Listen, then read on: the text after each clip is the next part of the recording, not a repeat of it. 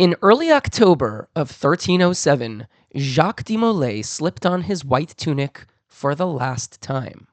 What had once been the defining protectors of Christendom were now at the mercy of a king. As torches flickered through the halls of Paris, a royal decree spread through the night. Every Templar in France was to be seized by dawn. Hello, and welcome to Impactful Moments, where we explore some of the most, you guessed it, impactful moments in human history.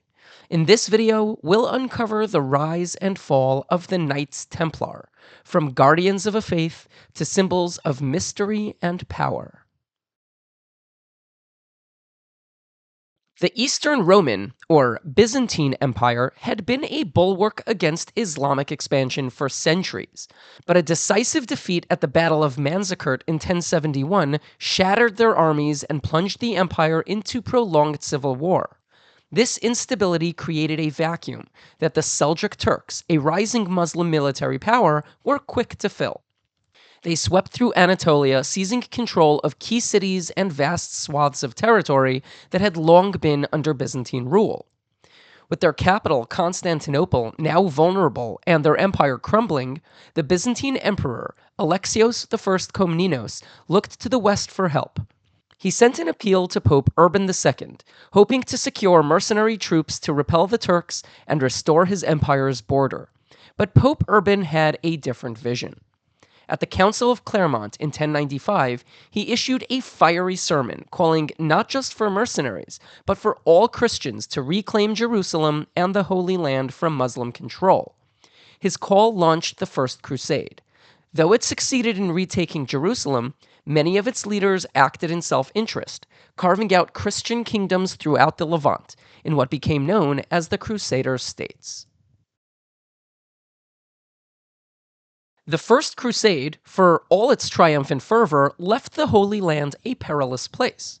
While the aforementioned Christian states had been carved out of the Levant, the journey for a European pilgrim from, say, the bustling port of Jaffa, where they would typically land, to the sacred city of Jerusalem remained fraught with danger. Bandits, remnants of routed Muslim armies, and local militias made travel a constant gamble. And so, Hugh de Payens, a French knight, had an idea. Alongside a small band of fellow warriors, tradition holds 9 in total, he pledged to dedicate his life not to conquest or landholding, but to protecting pilgrims in the Holy Land. King Baldwin II of Jerusalem, seeing potential in their mission, recognized this order, possibly at the Council of Nablus in 1120, granting them a headquarter within one of the city's most sacred sites, the Temple Mount. From this, their official title was born, the poor fellow soldiers of Christ and of the Temple of Solomon. But to the world they would simply be known as the Knights Templar. The brothers took solemn vows of poverty, chastity, and obedience. Yet, for their first decade, the order remained small and obscure, little more than a band of pious knights struggling for recognition. In 1129, however, Saint Bernard of Clairvaux, an influential Cistercian abbot and nephew of André de Montbard, one of the Templars' founding members, threw his considerable weight behind the order at the Council of Troyes. He had previously worked with Hugh de Payens establishing a code known as the Latin Rules and praised their mission in his treatise In Praise of the New Knighthood. Through his influence, he secured them papal approval, and with that, the Templars gained what they had most lacked: legitimacy. Recognition transformed the Templars almost overnight. Knights from across Europe flocked to join, nobles donated vast tracts of land, and commoners bequeathed money and goods. Even the church got involved, when Pope Innocent II made an annual donation to the order at the 1135 Council of Pisa, one that was matched by many of the attending bishops. 4 years later, the order's fortunes expanded further, as Pope Innocent issued a papal bull, Omne Datum Optimum, or every perfect gift, giving the order direct papal protection, resulting in incredible privileges, including tax exemption, free reign to pass through Catholic borders, allowance to keep spoils of Muslim conquest, and subservience only to the Pope, among others. Essentially, the Knights Templar could act independently of both secular authorities and religious ones that weren't the Pope. With resources pouring in and this newfound independence, the order expanded well beyond the Holy Land, establishing commanderies across Europe. Their operations soon grew far more sophisticated than simply escorting pilgrims.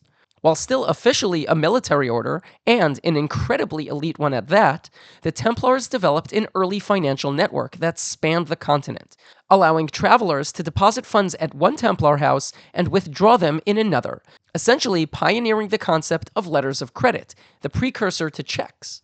Rather than travel with gold, placing a target on one's back, a pilgrim could leave money in Paris and withdraw it safely in Acre. They lent money to nobles, kings, and governments, organized military logistics for crusading armies, and became a kind of medieval international corporation, part army, part bank, part charitable institution. At their peak, they counted thousands of members. A select few fought in the east, garrisoning castles and serving as elite warriors, while the vast majority managed estates, finances, and infrastructure in the west. Their reputation and success inevitably inspired imitators. The Knights Hospitaller, founded earlier as a hospital order, later took on military duties of their own, though they never matched the Templars' dominance in finance. The Teutonic Knights, meanwhile, focused largely on northern and eastern Europe, waging campaigns in the Baltic and establishing their own state. Smaller orders appeared as well, but none achieved the same influence. By the 13th century, the Templars were far more than guardians of pilgrims. They had become indispensable players in European politics, the military, and even the economy. Their white tunics, emblazoned with the Red Cross, stood as a symbol of prestige and divine mission, inexorably tied to the image of the Crusader. They owned incredible amounts of land, even briefly purchasing the island of Cyprus from Richard the Lionheart in 1191 during the Third Crusade. But like all powers, whether of kings or knights, the order would eventually meet its match. The loss of Jerusalem to Salah ad-Din in 1187 at the Battle of Hattin dealt the first blow, and the fall of Acre in 1291, the last major Crusader stronghold in the Holy Land, stripped the Templars of their original mission. With no Crusader states left to protect, the order shifted its focus almost entirely to its European holdings and financial operations. And there, their greatest strength became their fatal weakness. In France, King Philip IV, the Fair, had borrowed heavily from the Templars to fund his wars. The Templars had been in close communication with Pope Clement V regarding accusations they claimed were false, and the Pope, likely under French pressure, allowed Philip to investigate. Crushed by his debts to the Templars and wary of their powers, Philip seized the opportunity. On Friday, October 13, 1307, he ordered coordinated raids on Templar houses across France, based on accusations of heresy, blasphemy, and unspeakable crimes, allegations that most historians today consider exaggerated or fabricated to serve his political aims. Under torture, many confessed. Those who refused were burnt at the stake. Philip strong-armed Pope Clement V to formally dissolve the order, and in 1312, the weak pope eventually issued the papal bull Vox in Excelso in compliance. The once mighty Templars were disbanded. Their lands were largely transferred to the Hospitallers or seized by Philip, and their leaders faced grim fates. The last Grand Master, Jacques de Molay, refused to confess. According to legend, as he and other prominent Templars, Geoffrey de Jarnay, Hugh de Perrot, and Geoffrey de Gonville, were tied to the stake in 1314, Molay cursed both Pope and King, supposedly saying, "God knows who is wrong and has sinned. Soon a calamity will occur to those who have condemned us to death."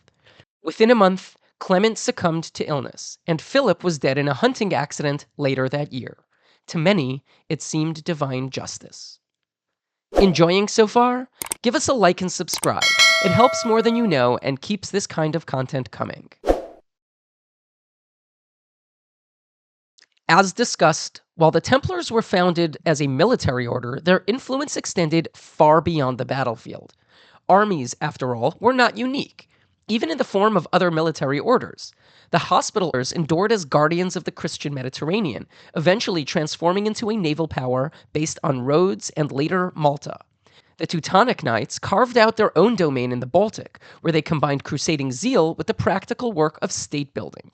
Yet, what set the Templars apart was their role in creating a financial network unlike anything Europe had ever seen before. As such, the banking system they developed, a network of credits, deposits, and transfers, was simply too efficient to vanish with the order itself. In the wake of their dissolution, it was the Italian banking families who thrived in this space, now facing far less competition. The Bardi, Borromeo, and later Medici rose to prominence, building fortunes that would shape the politics and economies of their cities. These families refined accounting practices, created forms of credit recognizable today, and helped bankroll both monarchs and the cultural blossoming of the Italian Renaissance. In many ways, they carried forward what the Templars had pioneered, though on a much grander scale. The fall of the Templars also marked a decisive shift in power.